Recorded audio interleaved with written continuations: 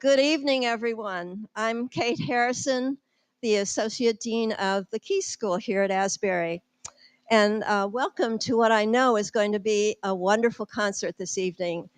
And I wonder if you know how I know it's going to be a wonderful concert. Well, the answer is the Washington Saxophone Quartet gave a concert at Asbury earlier this year, and it was one of the most popular offerings of our spring 2024 semester. So I think you're in for a real treat. The quartet's repertoire includes pieces by a wide range of composers. Tonight, we will be hearing music from Bach to Bizet, as well as some selections from the quartet's new Christmas CD called "'Tis the Season." And that CD, as well as others, will be available for purchase after the performance. The four members of the quartet make a wonderful sound together and also have individual careers as soloists with orchestras and military bands and as recitalists in the U.S. and abroad. We are fortunate to have them here with us this evening. Please welcome the Washington Saxophone Quartet, Reginald Jackson, James Steele, Rich Kleinfeld, and Rick Perel.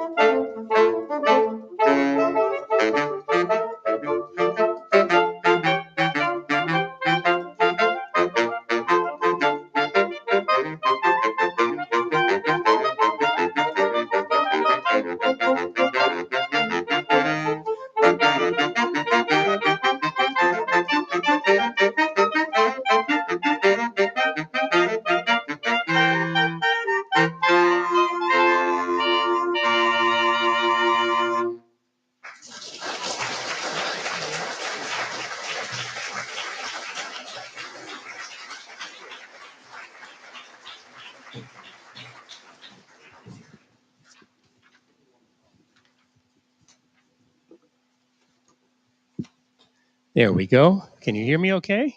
Good. Excellent. Well, that was music by Johann Sebastian Bach, and I'll talk more about the music in a moment. But what a pleasure it is to be back here again. We've never played a concert with a headline of "Back by Popular Demand." You know, that's the kind of stuff you hear. Yeah,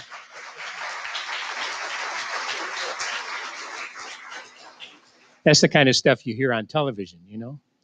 On soprano saxophone from nearby Wheaton, Maryland, Reg Jackson.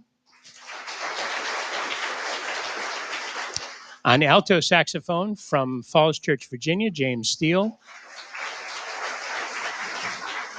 This is the tenor saxophone. I'm Rich Kleinfeld from Arlington, Virginia.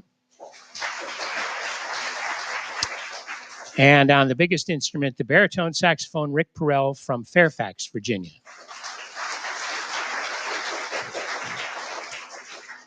We are very proud to say that the Washington Saxophone Quartet is in its 49th year. Yes. And we're hoping to make it to 50. We just have next season, and then we'll see what happens if we can still play and so forth. I mentioned that we played music by Bach. He is our favorite composer. And even though we never met, um, we're convinced that he would have written that piece for sax quartet instead of keyboard. He died in 1750, and the saxophone was invented. It is the only invented instrument in the world of classical music and jazz and so forth. It is an invention, a hybrid with a brass body and a woodwind mouthpiece, much like a clarinet. But the invention came in 1840 by a Belgian by the name of Adolphe Sax, who gave the instruments his name so people wouldn't forget who he was. This next piece was written for saxophone quartet. It is by Nigel Wood, a British composer. And in fact, this piece and the next piece have to do with cities, the sound of cities. The title, Rotunda, kind of gives you an idea of what the piece is like. There was a building in Birmingham, England, destined for the wrecking ball. It was a tall, round structure right in the middle of a roundabout.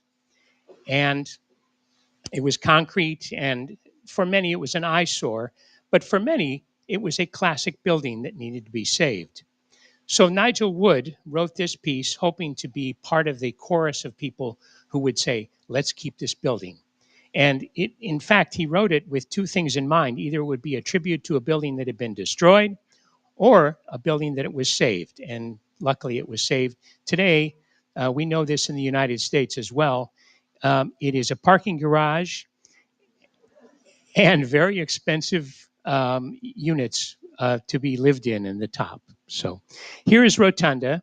And Rotunda is a piece that you'll hear kind of the bit of minimalism, if you know what music like that, Steve Reich and Philip Glass.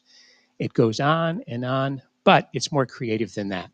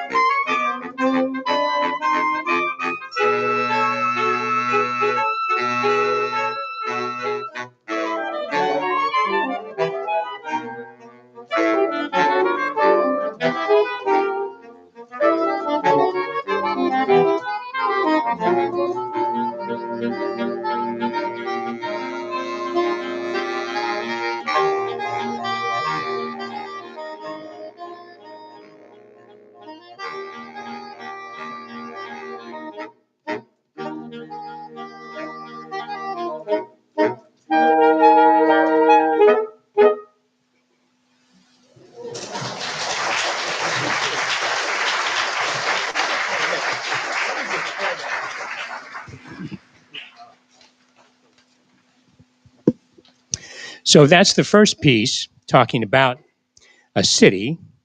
And the next piece we're going to play was written for us. It's called At Peace in the City. And the story is that the composer lives in the bucolic kind of suburbs outside of London, and his daughter works in the city. And when he goes to visit her, or when she comes to visit him, they're always talking about, is there any peace in the city? And when he wrote this piece, he said to us that it would open with a very calm and beautiful setting, as though you were sitting out in the wonderful grasslands of England and enjoying the beautiful scenery. And then it would get more busy, like you had to go into the city for some reason. But he said, thank goodness, at the end of the piece, you're back in the beautiful suburbs again. So here is At Peace in the City, written for us by Jeremy Dibb.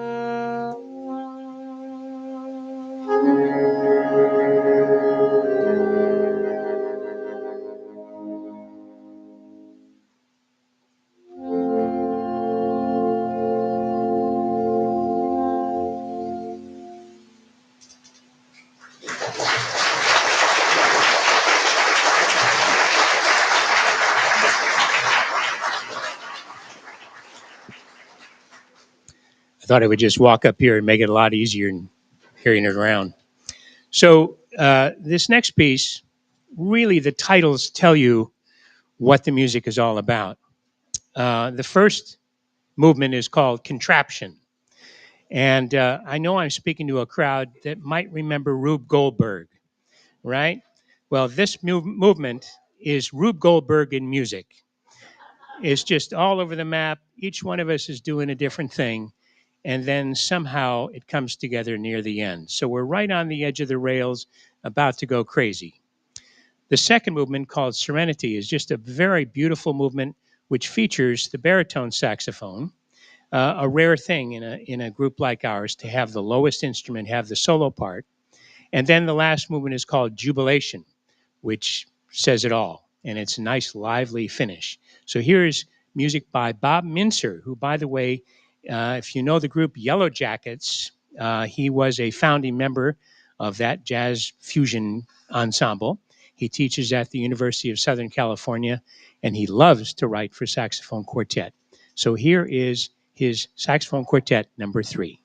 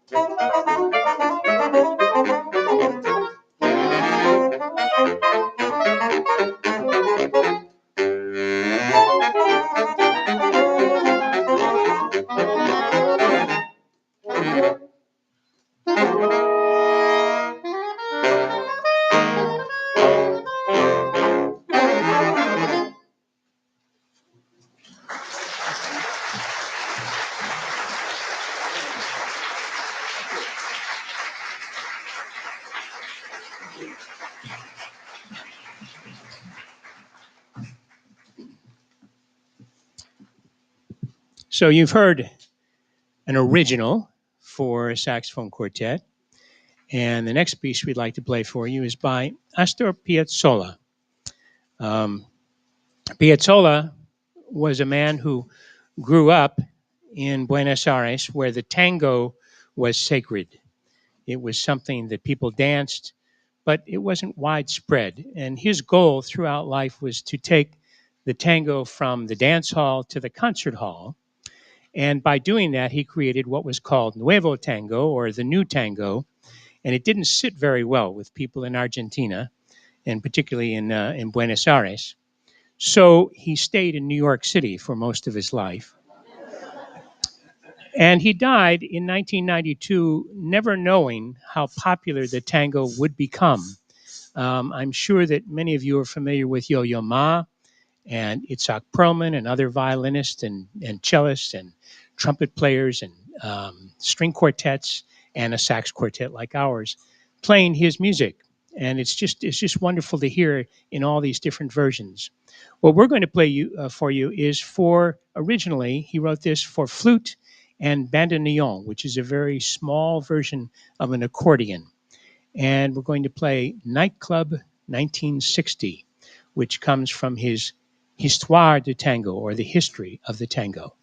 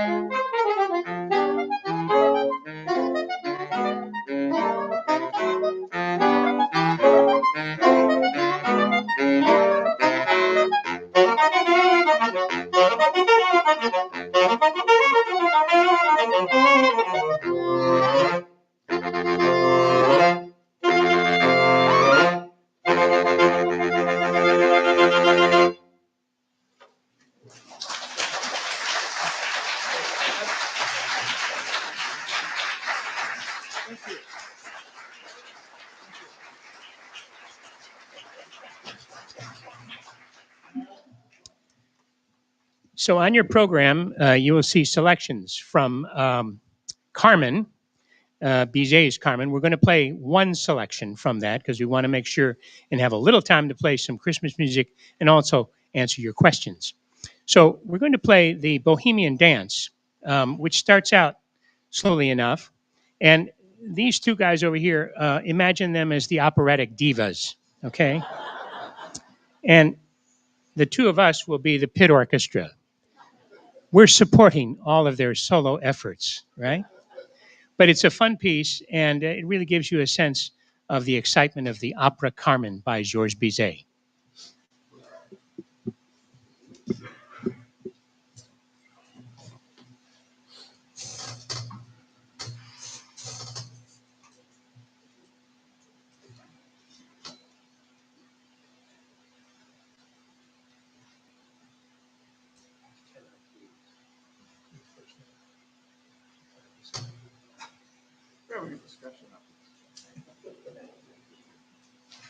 Never mind.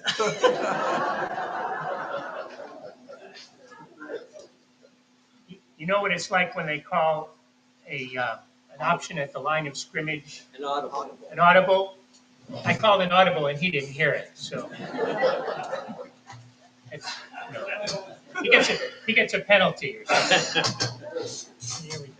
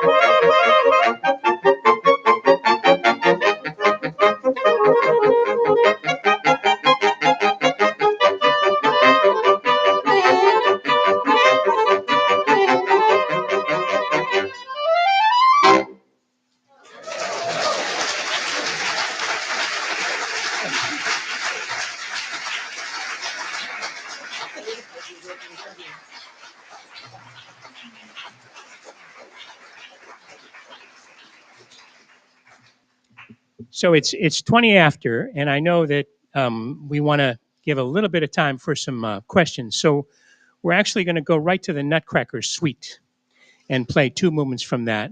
And I mention that because it's November, and you know Christmas is just around the corner, right? And we brought CDs with us. Uh, we're going to meet after. Oh my gosh, they brought CDs. We're going to meet you in the lobby afterwards. They are $10 a piece, but even if you don't buy one, please stop by the table and we'll chat. And as I say, we'll leave a few minutes after the Nutcracker for some questions. Okay, so here are two movements from the Nutcracker Suite.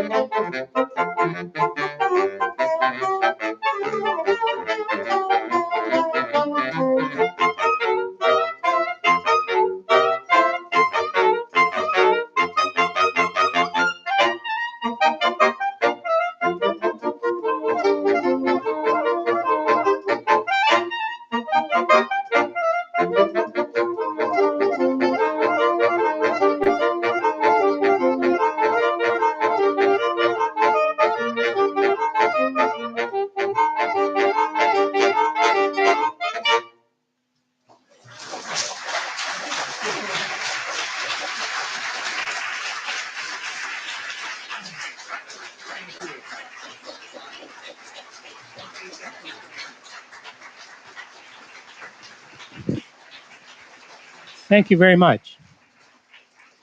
Thank you so much. What a pleasure it is to be here. And you know, before the concert, someone asked a question about um, the saxophones that we're playing. When Adolf Sax designed the saxophone, his invention, it was a family of instruments like a chorus, high voices and low voices. So the soprano is the highest one here today, and some would say the most important in the world. No, I didn't. Did I? But he'll play a high note and a low note just so you have an idea of what it sounds like. So above that is an instrument called the sopranino, and the sopranino is half the size of the alto saxophone, which is perhaps the most popular of all. Would you play a note or two? There's a note or two. Um, this is the tenor saxophone, and it's sort of the instrument that's most popular in jazz, but I like to play classical music on it.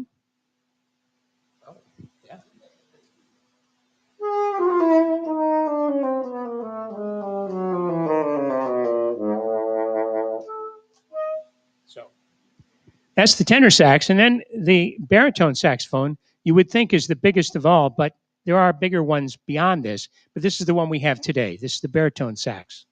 It's the heaviest of all. And he is the youngest guy. So.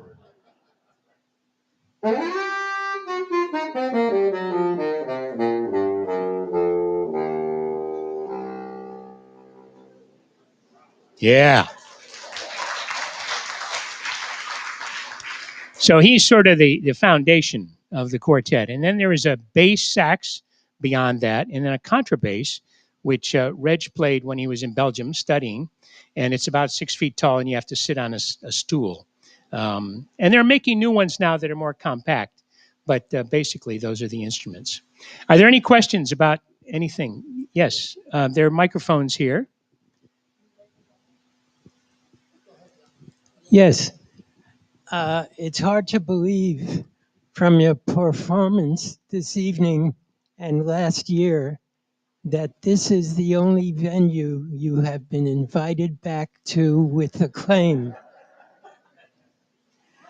And my question is addressed to Mr. Jackson on the soprano sax.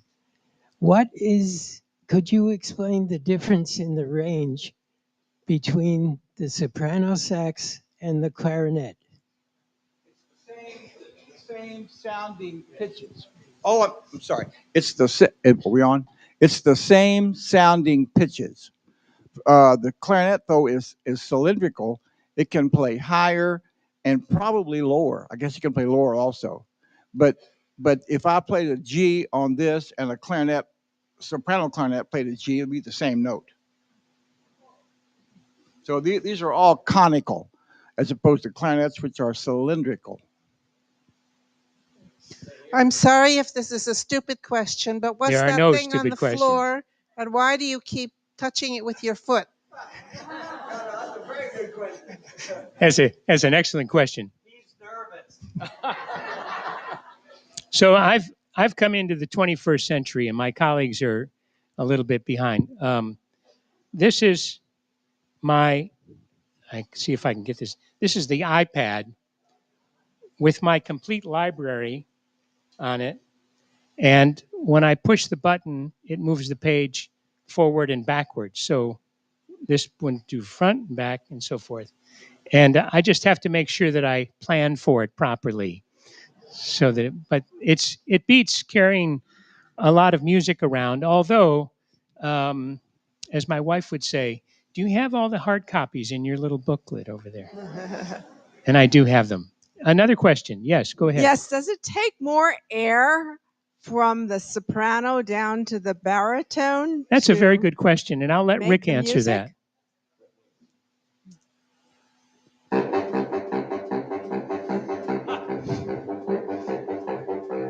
He really dislikes that part. I think it does. It takes more air. I think, I hate to say it this way, but you can get away with more on a baritone sax than you can on a soprano. And soprano, I think, is more difficult to play. And but I don't really like playing the baritone sax because I have to carry the baritone sax. You know, we thought about hiring someone to carry it for him, but he's so healthy, and he's yes, ma'am. I was wondering, like, I know the soprano player used to play contraband or contrabass sax. Did any either of you play a different type of saxophone? Actually, that's a good question. Most saxophone players learn how to play the alto first, and then gravitate toward an instrument that they perhaps prefer. And I prefer the tenor. We all play the alto. To some extent, we do play soprano, although, as Rick said, it's very difficult to play it well. So Reg is the specialist on that instrument. The baritone sax is just too big to carry around, so none of us.